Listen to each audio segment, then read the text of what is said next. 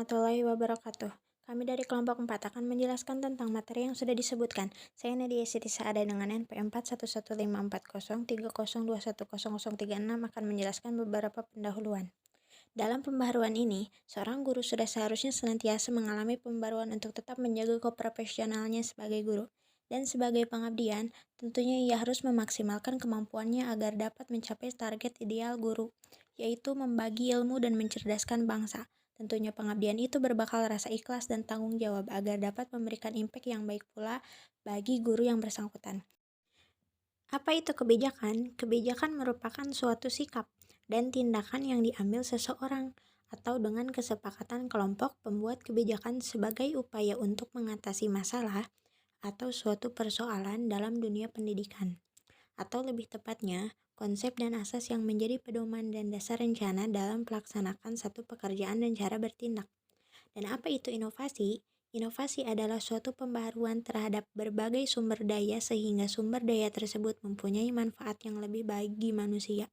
Proses inovasi sangat dipengaruhi oleh kemajuan teknologi dan ilmu pengetahuan karena kedua hal tersebut dapat memudahkan dalam memproduksi sesuatu yang baru dan berbeda. Dalam hal ini, kebijakan dan inovasi pendidikan perlu adanya pembaharuan untuk peserta didik agar peserta didik lebih memahami pembelajaran dan juga semangat dalam pembelajaran. Peningkatan kualitas pendidikan tidak dapat berjalan tanpa adanya inovasi pendidikan. Dengan inovasi pendidikan merupakan upaya dasar dalam memperbaiki aspek-aspek pendidikan dalam prakteknya dan usaha untuk merubah proses pembelajaran, peningkatan fasilitas belajar mengajar dan peningkatan mutu profesional guru serta perubahan dalam situasi belajar yang menyangkut kurikulum. Apa itu generasi alfa? Menurut McCrindle, generasi alfa merupakan anak dari generasi milenial. Generasi alfa dikenal sebagai generasi paling berpengaruh dalam kehidupan manusia. Mereka adalah kaum yang terdidik, lebih dari generasi Z, lebih akrab dengan teknologi, dan jadi generasi paling sejahtera. Generasi alfa bermulai dari tahun kelahiran 2010. Sebutan generasi alfa muncul pada tahun 2005. Nama ini ditentukan dari hasil survei yang diadakan oleh Mark McCrindle, seorang analisis sosial dan demografi. Karena generasi sebelumnya sudah menggunakan huruf terakhir dari abjad Romawi, akhirnya penamaan diputuskan dengan mengikuti pola abjad Yunani yang diawali dengan alfa. Sebuah generasi tidak hanya dibentuk berdasarkan orang-orang yang lahir dalam periode waktu yang sama. Setiap generasi yang tumbuh dan dibesarkan pada tahun ini berbeda tentunya, juga memiliki karakternya masing-masing. Karakter ini dipengaruhi oleh politik, budaya, atau peristiwa yang terjadi pada periode tersebut. Perkenalkan, nama saya Lutfiah Nurul Hikmah dengan NPM 41154020210040. Karakteristik anak generasi alfa. Berikut adalah beberapa karakteristik anak generasi alfa. 1. Paling terdidik. Mereka akan jadi generasi paling terdidik sepanjang sejarah berkat teknologi dan informasi instan yang tersedia. Mereka belajar lebih banyak dan lebih sering karena data dan informasi berkeliaran di antara mereka. Mudahnya akses mendapatkan informasi dan tak ada batas yang membuat mereka paling terdidik. 2. Paham teknologi. Orang tua dari generasi alfa mungkin lahir saat teknologi baru dimulai. Akan tetapi, para generasi alfa akan menjadi orang yang memiliki integrasi teknologi tanpa batas ke dalam setiap aspek kehidupannya. Faktanya, generasi alfa dan teknologi saling terkait, sehingga diperkirakan saat mereka berusia 8 tahun, keterampilannya terhadap teknologi akan melampaui orang tuanya. 3. Artificial Intelligence adalah realitas mereka. Bagi generasi ini, AI mendominasi realitas mereka dan merupakan bagian alami dari kehidupan mereka. Ini juga menjadi faktor bagaimana mereka akan melihat dunia dengan banyaknya informasi yang disajikan. 4. Pembelajaran sangat personal. Generasi alfa terbiasa memiliki akses langsung ke informasi yang dibutuhkan, salah satunya informasi dari YouTube. Anak-anak generasi ini pun akan belajar dengan kecepatan mereka sendiri. Pengalaman belajar yang dipersonalisasi dan ditargetkan untuk mengimbangi kemampuannya. 5. Media sosial jadi metode interaksi sosial. Generasi alfa lebih suka berinteraksi dan bersosialisasi secara dominan dengan teman dan rekannya melalui media sosial, bahkan dengan teman virtual yang mungkin takkan pernah mereka temui secara nyata. Media sosial memang memudahkan dan membuat anak-anak ini selalu terhubung sepanjang hari. 6. Tidak suka berbagi. Etnografi telah mengungkapkan bahwa generasi alfa tidak suka terlalu banyak berbagi. Ini berbeda dengan generasi sebelumnya yang lebih suka berbagi. 7. Tidak suka mengikuti aturan. Generasi alfa tidak dapat dibatasi oleh aturan seperti generasi sebelumnya. Energi yang mereka miliki sulit ditahan karena dunia digital yang menghubungkan mereka dengan perspektif tak terbatas untuk membendung kebutuhan diri sendiri. 8. Tidak bisa diprediksi. Tidak seperti generasi sebelumnya yang dapat diprediksi, seseorang dari generasi sebelumnya yang menargetkan generasi alfa dalam beberapa urusan akan merasa jengkel karena anak generasi alfa dapat terus berubah dan tidak bisa diprediksi. Mereka juga cenderung lebih individualis dan karenanya generasi alfa tidak termasuk dalam kategori orang yang dominan. Jadi, pada saat menemukan cara untuk memprediksinya, mereka bahkan dapat menunjukkan perilaku baru. 9. Pola makannya sangat berbeda. Karbohidrat, lemak, dan susu organik akan menjadi bagian besar dari apa yang mereka sukai untuk memenuhi kebutuhan energi. Kebanyakan dari generasi alfa kecanduan pasta, makaroni, dan keju, dan banyak sereal lainnya yang mengandung lemak jenuh. 10. Mereka hidup saat ini. Inilah yang paling mengkhawatirkan bagi saya. Si generasi alfa hidup untuk saat ini.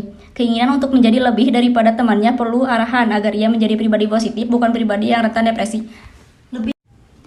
Generasi alfa adalah sebutan bagi seseorang yang lahir pada tahun 2010 sampai dengan 2025. Di mana pada usia ketika mereka dewasa, dunia sudah sangat berbeda dengan dunia yang sekarang. Mereka akan lebih dekat dengan teknologi dan jauh dengan nuansa tradisional. Berdasarkan imajinasi dan sumber yang saya baca, berikut kelebihan dan kekurangan yang akan saya tulis dalam bentuk poin. Kelebihan 1. Jauh lebih melek teknologi dan mudah mendapatkan informasi. 2. Mendapat pekerjaan yang jauh tak terbayangkan oleh generasi-generasi sebelumnya. 3. Lebih mudah mendapatkan keahlian. 4. Lebih efektif dan inovatif. 5. Akan dimudahkan dengan kecanggihan teknologi. 6. Lebih cepat dalam bekerja karena sumber daya yang mendukung. 7. Memiliki potensi lebih besar untuk bersaing dengan negara lain. 8. Memiliki peluang lebih besar untuk merantau ke kota. Kemudian berikut adalah kekurangannya. Yang pertama, kerusakan mata karena penggunaan gawai sedari kecil. 2. Orang tua akan kewalahan karena ternyata anak mereka jauh lebih ahli di bidang komputer, media sosial, Android, dan keahlian khusus. 3. Dikhawatirkan mudah sakit karena tidak banyak bergerak atau olahraga. 4. Persaingan semakin ketat antar sesama. 5. Mudah terpapar informasi yang salah. 6. Lebih cepat pubertas dan mengenal cinta, lalu sakit hati bahkan bunuh diri. 7. Sumber daya alam mungkin semakin sedikit yang bisa dimanfaatkan. 8. Lebih rentan terkena stres dan depresi. 9. Dikhawatirkan moralitas berkurang. 10. Semakin banyak sarjana, sehingga keahlian juga harus dimiliki untuk diterima kerja. 11. Semakin sedikit petani yang ada di Indonesia akan berdampak pada perekonomian dan kehidupan. 12. Semakin sedikit lahan kosong untuk dijadikan tempat tinggal. Saya Salsa Widya Cantika dengan NPM 411543030210044 akan melanjutkan materi berikutnya. Cara mendidik generasi alfa. Generasi alfa merupakan anak yang lahir dari kurun waktu 2010 sampai dengan 2025. Mereka adalah generasi setelah milenial dan Gen Z. Mendidik anak generasi alfa memang tidak mudah karena si anak perlu mendapat perhatian lebih. Cara mendidik generasi alfa yaitu guru harus terlebih dahulu mempersiapkan peserta didiknya. Guru juga harus mempunyai berbagai keterampilan dan mampu berinovasi dengan memanfaatkan teknologi dan informasi. Guru juga harus dapat menerapkan pembelajaran tersebut di kelas dengan baik. Keterlaksanaan pembelajaran tersebut diperlukan guru yang profesional di bidangnya, yang memiliki kualifikasi akademik dan kompetensi guru yang berkualitas, yaitu kompetensi profesional, kompetensi pedagogik, kompetensi kepribadian, dan kompetensi sosial. Keempat kompetensi tersebut menjadi modal dasar guru untuk mendidik generasi alfa yang memiliki karakteristik berbeda jauh dari peserta didik sebelumnya. Keterampilan dan pengetahuan yang harus dimiliki oleh guru yaitu keterampilan dalam memanfaatkan teknologi sebagai media dalam pembelajaran, Pemanfaatan teknologi digital dalam pembelajaran akan membantu guru dan siswa untuk belajar lebih cepat dan lebih efektif. Maka, guru dituntut untuk melakukan peningkatan kompetensinya. Menjadi guru dari generasi alpha harus memiliki berbagai keterampilan yang sesuai dengan tuntutan perkembangan dunia. Guru juga harus lebih kreatif dan melakukan berbagai inovasi dalam melaksanakan pembelajaran supaya menjadi pembelajaran yang menyenangkan, menarik, menantang, dan mampu mengembangkan kemampuan berpikir peserta didik. Selain itu, peserta didik juga akan tidak cepat bosan sehingga akan berpengaruh pada hasil belajarnya. Hal ini dikarenakan kompetensi guru akan memiliki impact yang besar terhadap outcome learning dan kualitas peserta didik. Adaptif dan inovatif dalam mendidik generasi alpha. Adaptif adalah kemampuan menyesuaikan diri dengan lingkungan, dan inovatif adalah sesuatu yang bersifat memperkenalkan suatu metode atau ide yang baru. Adaptif dan inovatif dalam mendidik generasi alpha itu ada dua. Yang pertama, kuasai kompetensi. Kompetensi yang harus dimiliki oleh guru ialah public speaking, memiliki kemampuan ice breaking dengan pembelajaran kreatif, menguasai atau melek teknologi, mampu mendesain media pembelajaran dan kelas pembelajaran, serta menguasai berbagai model-model pembelajaran dan menguasai ilmu parenting atau pengasuhan. Yang kedua, edukasi atau digital safety. Digital safety adalah kemampuan melindungi diri dan aset digital saat sedang ada di ruang digital. Seolah-olah memang harus memanfaatkan peluang yang ada di internet dan juga menjaga data digital. Harus ada persinggungan yang seimbang. Lebih baik tidak ada yang namanya izin akses gadget ke balita atau dibatasi screen time-nya. Kita harus lebih banyak mengajarkan dan mengarahkan anak ke hal positif lain, tidak mengekang tetapi harus dibatasi. Seperti yang dikatakan oleh Presiden Joko Widodo, literasi digital adalah kerja besar. Pemerintah tidak bisa mengerjakan sendirian, perlu mendapatkan dukungan seluruh komponen bangsa agar semakin banyak masyarakat yang melek digital.